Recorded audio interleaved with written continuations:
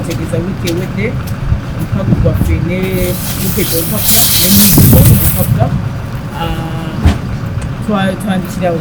leero Emijoozi bagikimye nga twanguyiza kasitoma yenna ayagala okwetaba mu misinde oba ayagala okulya mu Emijoozi okuba nti bwaba batagize ku Bulange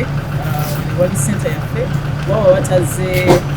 maduuka ga Airtel oba DFCU branches oba supermarket gyetuyita Freeman Hypermarket oba Muberes mu Kikuugo abasobola okugenda ku head offices n'afuna kit sasa omitwalo 10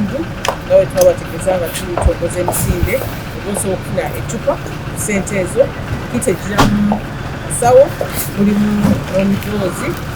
wa saizi gwoba olonze kyagaliro tukedde wano e Bulange nga tukwasizza Emijoozi gyaffe egenda okuba nga gitundibwa wali ekitebe kyaffe edasoire ekya Bujungu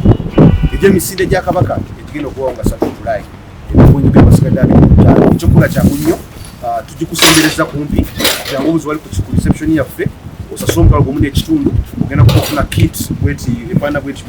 gyenyambadde bajja kukuweerako akasawo bakuweereko ecupa ekyenjawulo kye bakoze oba kye tukoze omwaka guno tugenda kuba tukuweerako ne sim card ya ketu ejjudde nga yabwereere otegedde embeera ng'eyo so mulisewo bannya baali eyo atulaba jangu otekire omulanga gwa baffe oyo oli eyo yagala kugula kit zino bulungi ebitongole ebyenjawulo abantu sekinnoomu ekyokola kyangu nnyo tutuukirire wali ku kitongole kyaffe ekya Vision Group tujja kuba tujja tukutuuseko Emijoozi gino mu ngeri emu oba endala. Download the app on App Store or Google Play Store now. Vision Digital Experience, the future of media.